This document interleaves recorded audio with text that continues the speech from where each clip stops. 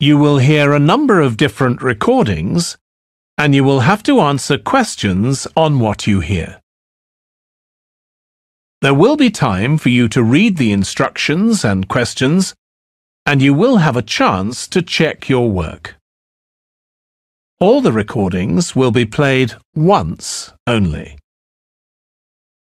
The test is in 4 sections. At the end of the test, you will be given 10 minutes to transfer your answers to an answer sheet. Now turn to Section 1. Section 1. You will hear a woman phoning a box office to ask about a festival in the town of Kenton. First, you have some time to look at questions 1 to 5.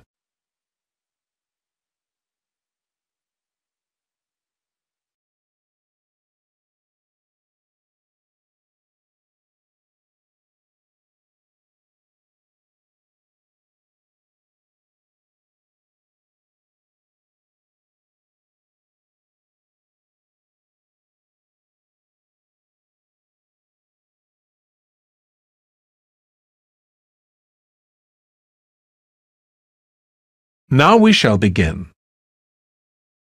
You should answer the questions as you listen, because you will not hear the recording a second time. Listen carefully and answer questions 1 to 5. Good morning, Kenton Festival Box Office. How can I help you? Oh, good morning.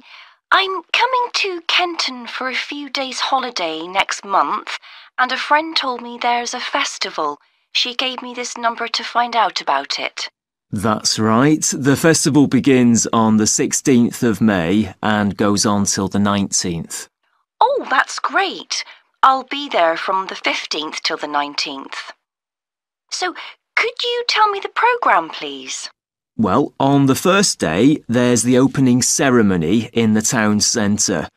People start gathering around 2 o'clock to get a good place to see from, and the events will start at 2:45 and finish about 5:30. OK, thanks. I'll make sure I get there early to get a good spot. The festival will be officially opened by the mayor. He'll just speak for a few minutes, welcoming everyone to the festival. All the town councillors will be there, and, of course, lots of other people. Right. Then there'll be a performance by a band. Most years we have a children's choir, but this year the local army cadets offered to perform, and they're very good. Uh-huh. After that, a community group from the town will perform a play they've written themselves, just a short one. It's about Helen Tungate. I don't know if you've heard of her. I certainly have. She was a scientist years ago. That's right. She was born in Kenton exactly 100 years ago, so we're celebrating her centenary. I'm a biologist, so I've always been interested in her. I didn't realise she came from Kenton. Yes. Well, all that will take place in the afternoon, and later, as the sun sets, there'll be a firework display. You should go to the park to watch, as you'll get the best view from there. And the display takes place on the opposite side of the river. It's always one of the most popular events in the festival. Sounds great. Before you hear the rest of the conversation, you have some time to look at questions 6 to 10.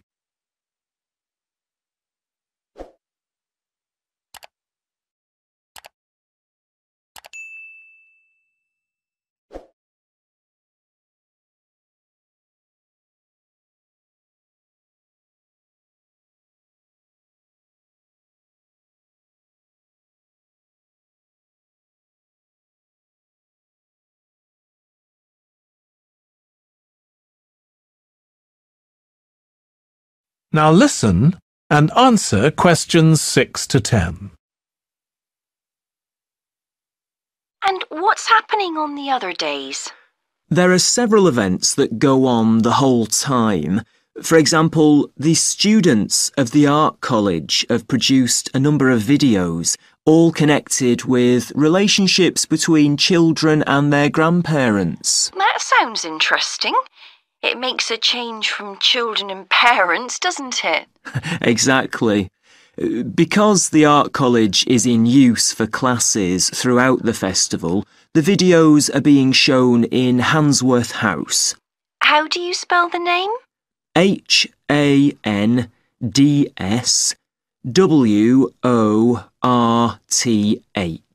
Handsworth House. It's close to the town hall. Right. Now, let me see, what else can I tell you about? Are there any displays of ballet dancing? I'm particularly interested in that as I do it as a hobby.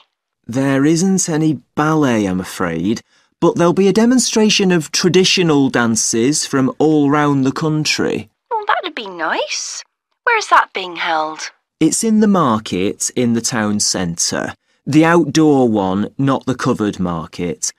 And it's on at 2 and 5 every afternoon of the festival, apart from the first day. Lovely. I'm interested in all kinds of dancing, so I'm sure I'll enjoy that. I'm sure you will. And I'd really like to go to some concerts, if there are any. Yes, there are several. 3 performed by professionals and 1 by local children. And where is it being held? It's in the library, which is in Park Street. On the 18th at 6:30 in the evening. I presume I'll need tickets for that. Yes, you can book online, or you can buy them when you arrive in Kenton, either at the festival box office or from any shops displaying our logo in the windows. Well, I think that'll keep me busy for the whole of my stay in Kenton. Thank you so much for all your help. You're welcome. I hope you enjoy your stay. Thank you. Goodbye. That is the end of section 1.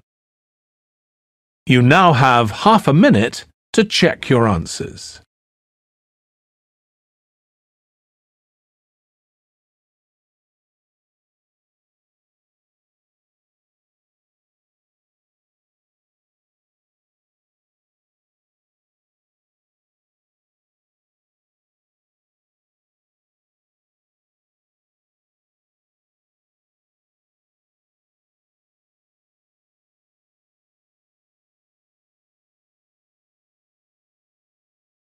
Now turn to section 2. Section 2. You will hear a man talking to a group of people about a tour of theatres in the city of Munich in Germany that he has arranged for them. First, you have some time to look at questions 11 to 15.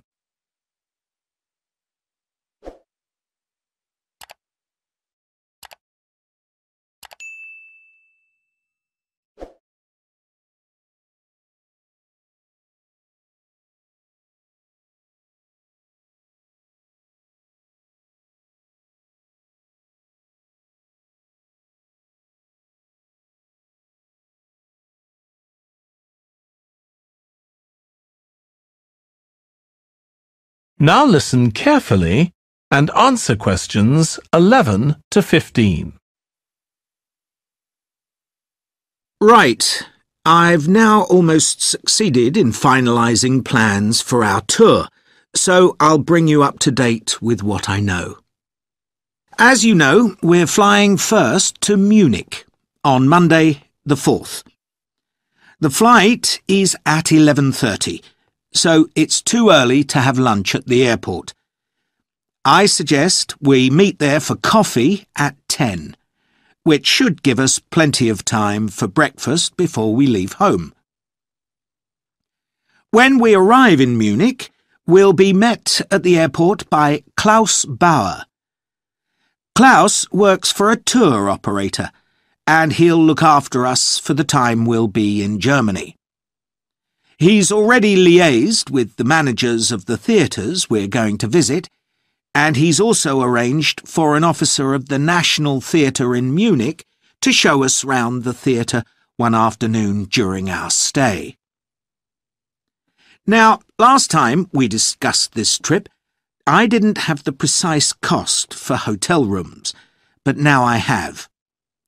The normal rate at the hotel where we're staying is €150 a night for a double room. I'd hoped to get that down to €120, but in fact I've been able to negotiate a rate of €110. That'll be reflected in the final payment, which you'll need to make by the end of this week. On Tuesday, the day after our arrival, I had hoped we could sit in on a rehearsal at one of the theatres, but unfortunately that's proved very difficult to arrange. So instead, we'll have a coach trip to one of the amazing castles in the mountains south of Munich.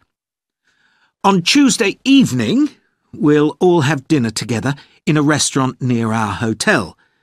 From talking to you all about your preferences, it was clear that a typical local restaurant would be too meat-oriented for some of you. Some of you suggested an Italian restaurant, but I must confess that I decided to book a Lebanese one, as we have plenty of opportunities to go to an Italian restaurant at home. On Wednesday afternoon, the director of the play we're going to see that evening will talk to us at the theatre. She'll describe the whole process of producing a play, including how she chose the actors, and, as the play we're going to see is a modern one, how she worked with the playwright. Before you hear the rest of the talk, you have some time to look at questions 16 to 20.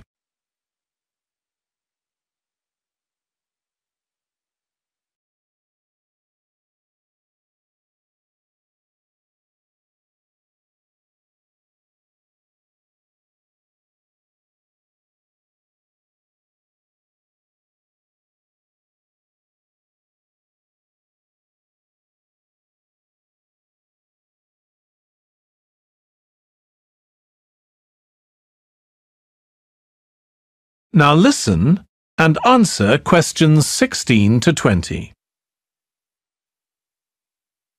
Right. Now I'd just like to make a few points about the plays we're going to see, partly because it might influence your choice of clothes to take with you. The play we're seeing on Wednesday evening is a modern one, and we're going to the premiere, so it'll be quite a dressy occasion, though of course you don't have to dress formally. I gather it's rather a multimedia production, with amazing lighting effects and a soundtrack of electronic music, though unfortunately the playwright is ill and is unlikely to be able to attend. On Thursday, we're seeing a play that was first performed last year, when it was commissioned to mark 100 years since the birth in the town of a well-known scientist. We're going to see a revival of that production, which aroused a lot of interest. Friday's play will really make you think hard about what clothes to pack, as it'll be in the garden of a palace. It's a beautiful setting, but I'd better warn you, there won't be much protection from the wind. On Saturday, we're going by coach to a theatre in another town, not far from Munich. This will be the opening of a drama festival, and the mayor and all the other dignitaries of the town will be attending. After the performance, the mayor is hosting a reception for all the audience, and there'll be a band playing traditional music of the region. And after having a day off on Sunday, our final play is on Monday, and it's in the stunning setting of the Old Town Hall, which dates back to the 14th century. The performance marks the 50 years that the lead actor has been on stage, and the play is the one where he made his first professional appearance all those years ago. And the day after that, we'll be flying back home. Now, have you got any questions before I move? That is the end of section 2. You now have half a minute to check your answers.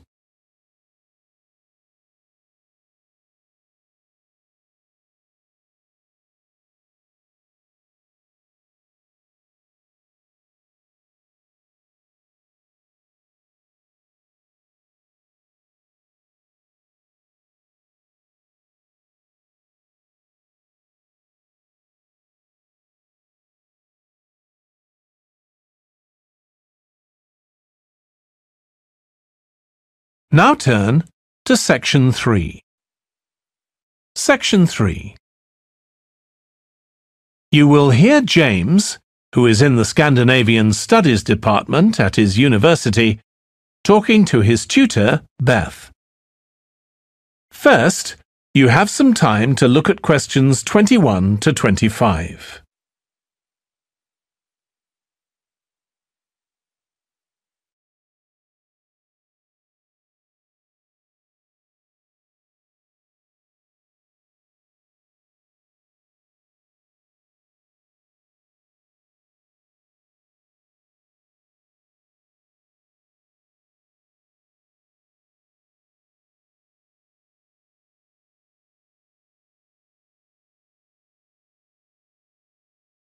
Now listen carefully and answer questions 21 to 25.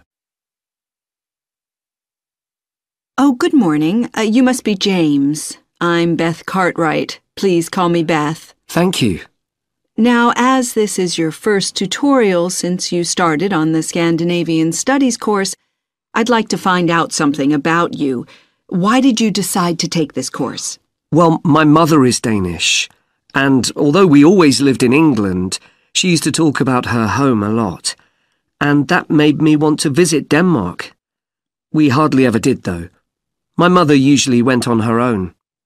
But whenever her relations or friends were in England, they always came to see us. I see. So I assume you already speak Danish, one of the languages you'll be studying? I can get by when I talk to people, though I'm not terribly accurate. Now, you probably know that you'll spend the third year of the course abroad. Have you had any thoughts about that? I'm really looking forward to it. And although Denmark seems the obvious place to go because of my family connections, I'd love to spend the time in Iceland. Oh, I'm sure it can be arranged. Do you have any plans for when you graduate? A lot of students go on to take a master's degree. I think the 4 years of the undergraduate course will be enough for me. I'm interested in journalism, and I quite like the idea of moving to Scandinavia and writing for magazines. I'd find that more creative than translating, which I suppose most graduates do. Okay. Now, how are you finding the courses you're taking this term, James? Well, I'm really enjoying the one on Swedish cinema. That'll continue next term. But the one on Scandinavian literature that's running at the moment will be replaced by more specialized courses. Oh, and by the way, if you're interested in watching Danish television programs, there's going to be a course on that the term after next. That sounds good. Have you started thinking about the literature paper that you have to write in the next few weeks? Yes, my first choice would be to do something on the Icelandic sagas. The trouble with that is that a lot of people choose that topic, and it can be difficult to get hold of the books you'll need. Why not leave that for another time? Right. You might find modern novels or 19th century playwrights interesting. I've read or seen several plays in translation, so that would be a good idea. Fine. I'll put you down for that topic. Right. So what would you advise me to aim at in the paper? First, I suggest you avoid taking one writer and going into a great deal of detail. That approach certainly has its place, but I think you first need to get an understanding of the literature in the context of the society in which it was produced, who it was written for, how it was published, and so on. I also think that's more fruitful than placing it within the history of the genre. Okay, that sounds reasonable. Before you hear the rest of the discussion, you have some time to look at questions 26 to 30.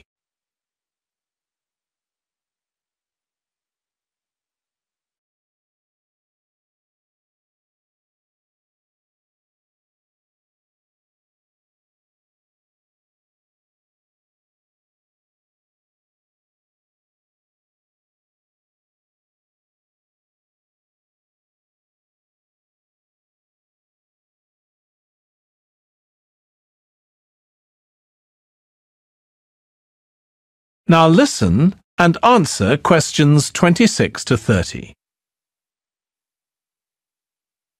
Could I ask for some advice about writing the paper I'm working on about the Vikings?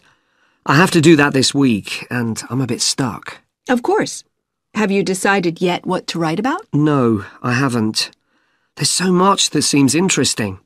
Viking settlement in other countries, trade, mythology. Well, what I suggest is that you read an assignment a student wrote last year, which is kept in the library. It's short and well-focused, and I'm sure you'll find it helpful. I'll give you the details in a moment. Textbooks usually cover so many topics, it can be very difficult to choose just one. Okay. I've got a DVD of the film about the Vikings that came out earlier this year. Should I watch that again? If it's the one I am thinking of, I'd ignore it. It's more fantasy than reality. But I've got a recording of a documentary that you should watch. It makes some interesting and provocative points, which I think will help you to focus your topic. Right.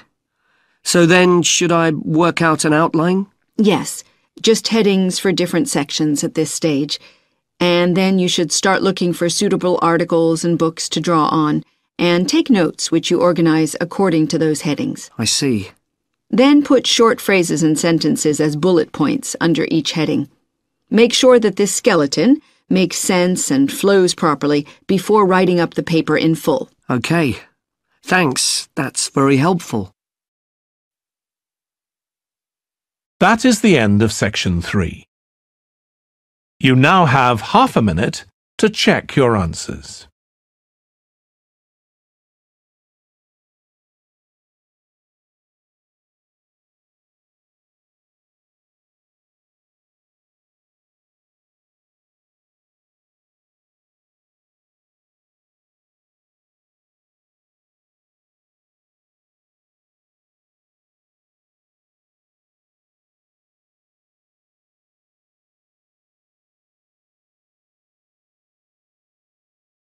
Now turn to Section 4.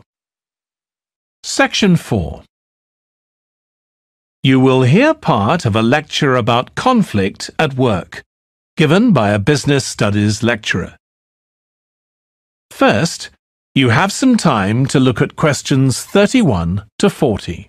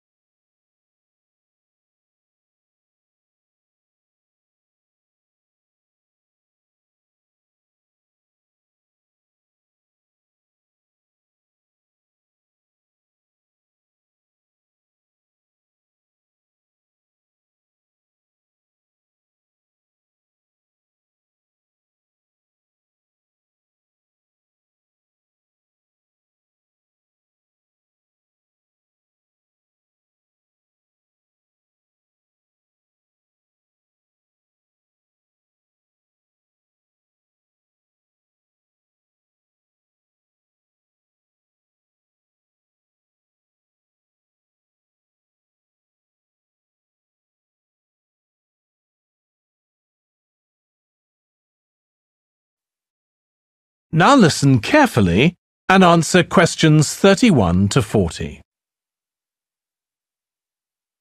Over the years, attitudes towards workers have changed considerably. After all, there was a time when workers had no rights at all and laboured in appalling conditions. Conditions have improved a lot, but conflict in the workplace is still common, and human resources managers nowadays need to be able to deal with it when necessary. What is conflict in the workplace?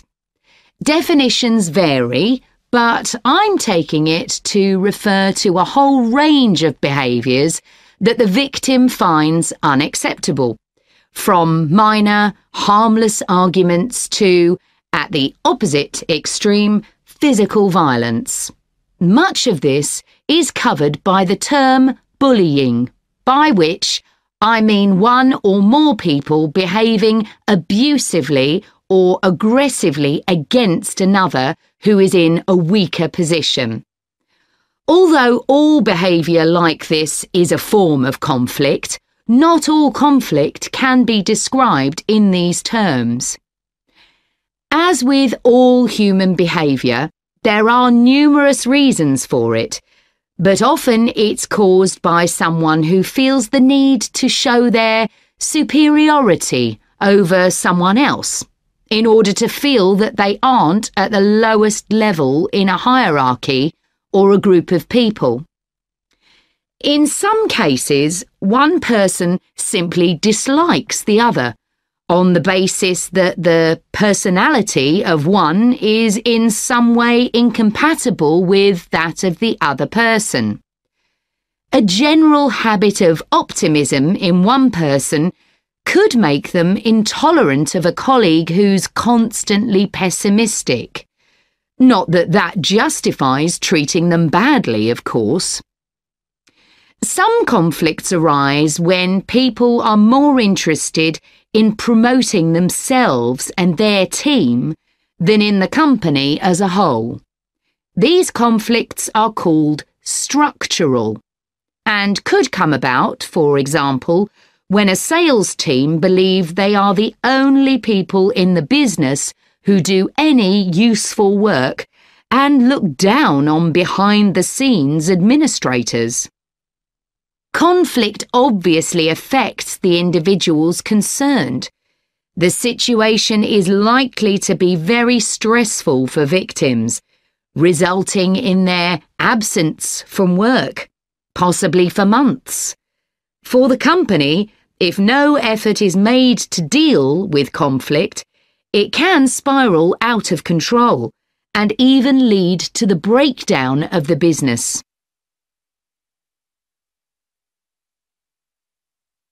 Some interesting work with chief executives, CEOs, has uncovered some of the reasons why they may treat colleagues badly.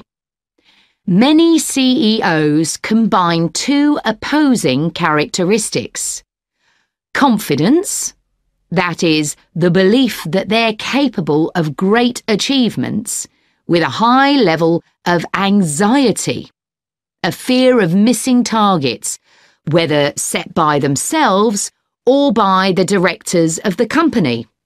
This combination can make them respond badly to anyone who questions their decisions. In a high-pressure work environment, such characteristics become problematic, and it's particularly difficult to tackle the situation where colleagues, managers, and board members are all trying to achieve their own visions. When they can't agree on strategic issues and on where they see the business going, there are real problems. For managers at lower levels within the organisation, it might seem that an autocratic form of management, where the chief executive gives orders and everyone else has to obey, would see more conflict than others. Interestingly, though, a company with a more democratic business model can suffer more when uncertainty about who to report to leads to conflicting demands. Now I'll say a little about dealing with the type of conflict that has harmful effects. Of course, the ideal is to prevent it arising in the first place. A good manager at any level will make efforts to earn the respect of the people they work with, particularly those who report to them. That will involve politeness in all communications and treating them as equals who happen to have a different role within the organisation. Sometimes, of course, conflict does occur and can get out of hand. In such cases, the Human Resources Department often gets involved. However, if one of the parties in a conflict sees human resources as simply a mouthpiece for the chief executive, then an external mediator might be able to help. By talking to both sides and trying to find the truth of what's been happening, they can build a clear picture of the situation and give feedback that both sides will accept, precisely because they're independent. That is the end of section 4. You now have half a minute to check your answers.